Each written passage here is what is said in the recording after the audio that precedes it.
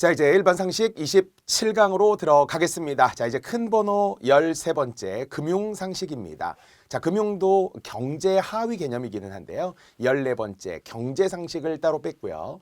13번째 금융과 관련된, 보통 이제 금융이라고 했을 때는 금전, 돈과 관련되고요. 금전을 융통하는 일, 금전을 융통하는 일을 금융이라고 사전적으로는 이야기하죠. 이제 융통하려고 하면은 이것이 이제 돌려 쓰는 거잖아요. 보통 우리가 이제 금전, 돈이니까요. 돌려 쓰기 위해서는 결국은 이제 수급이라고 하는 게 필요하죠. 주고 받는 것. 보통 우리는 수급이라고 하는 것 자체에서도 수입도 공급도 이런 거 합쳐서 이제 우리가 수급이라고 이야기하는데요. 그래서 금융 또는 주식, 증권 이제 이런 내용과 관련하여서 우리가 하위 개념으로 금융 관련 상식을 알아보도록 하겠습니다. 자, 그중에 이제 첫 번째 금리가 되겠습니다. 자, 금리. 여기 사전적으로 나오는 것처럼 줄이면 이자죠. 빌려준 돈이나 예금 따위에 붙는 이자 또는 그 비율, 이자율을 금리라고 이야기하죠. 금리 부담이 크다라고 할 때는 이자를 말하는 거고요. 금리가 높다라고 말할 때는 이자율을 이야기하는 거죠.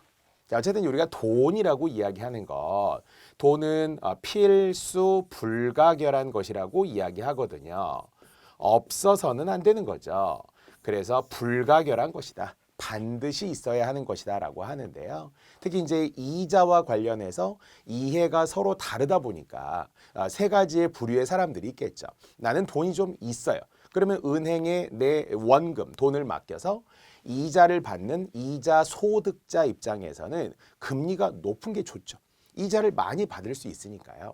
하지만 또 현대사회에서는 내 돈을 은행에 딱 넣어놓고 원금을 넣어놓고 이자만 받아서 생활하기란 어렵죠. 쉽지 않은 정말 쉬운 일이 아니고요. 그래서 결국 은행에서 돈을 빌려서 대출자죠. 빌려서 내 생활을 하든지 아니면 뭐 사업을 위해서 유용하게 쓰든지 이렇게 이제 대출자 입장에서는 당연히 금리가 오르면 부담이 크죠. 매달 내야 되는 이자에 대한 비율이 높아지게 되니까요. 아니면 주식 투자자도 있겠죠. 주식 투자자 입장에서도 나에게 현금이 좀 있어요.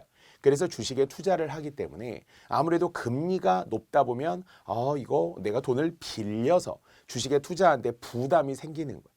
그러면 경제가 금리가 높아지면 높아질수록 뭔가 화폐, 정말 시장에서의 돈은 화폐들이 좀 위축될 수밖에 없겠죠. 경색될 수밖에 없어요.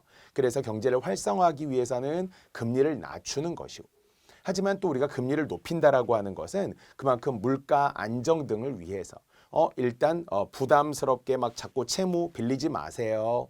그냥 은행에 넣어두어도 괜찮으니까 그래서 금리 자체를 높이면서 일단 오히려 물가 안정을 꾀하는 뭐 이런 이제 방법들이 있어서 많은 경제학자들이 매년 전 세계적으로 이제 고민하는 부분들이 이 금리와 관련된 내용이 되겠죠. 자, 그래서 보통 이제 1년을 기준으로 금리가 결정이 되고요.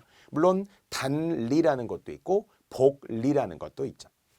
원금에 이자가 붙으면은 단리가 되고요. 복리는 이자에 다시 이자가 붙는다고 하잖아요. 그래서 은행에 우리가 뭐 저금을 하더라도 저축을 하더라도 복리이자 그러면 조금 더 이제 이율이 높고 하는 경우들이 있겠죠. 자, 금리는 우리 생활에 다양한 영향을 줍니다. 자, 여기 있지만 금리가 내려가면 이제 뭔가 세 가지 부류의 사람이 있다고 했었잖아요. 그래서 이자로 소득을 얻는 이자 소득자도 있고 대출자도 있고 아니면은 주식 투자자도 있어요. 이 금리에 대한 변화들에 따라서 이제 민감한데요. 자, 아까처럼 이자 소득으로 살아가는 사람들 입장에서는 0%대 금리 이렇게 우리도 한때 나타나기도 했었죠. 코로나19 등으로 인해서 금리를 막 낮추게 된 거였어요. 경제가 불안정하고 뭐 이렇게 되면서 금리 자체를 거의 제로 금리 이렇게 이제 만들어 놓고 그래서 얼마든지 빌려가세요. 경제를 살리기 위해서 지금 그런 거죠. 돈을 좀 돌리기 위해서 은행에 넣지 말고 금리 어차피 낮으니까 막 쓰세요. 소비를 진작하고 이렇게 하기도 하고 또 대출 얼마든지 받아가세요. 금리가 낮으니까 이렇게 하던 시기도 있었습니다. 그래서 이자 소득만으로는 살아가기가 좀 어렵습니다. 다만 대출자, 돈을 빌려서 사업을 하는 사람들, 생활인들 이런 사람들은 자금 조달 비용이 내려가기 때문에 환영을 받을 수 있다라는 것이고요. 또 금리는 주식 가격이나 주택 가격에도 영향을 준다라고 했습니다. 잠깐 얘기했지만 금리가 내려가게 되면 얼마든지 돈을 빌려서 주식 시장에 또 막 투자할 수도 있고요. 또 집도 살 수 있죠. 영끌족 이렇게 나왔던 것이 불과 몇 년 전 이야기였다라는 거죠.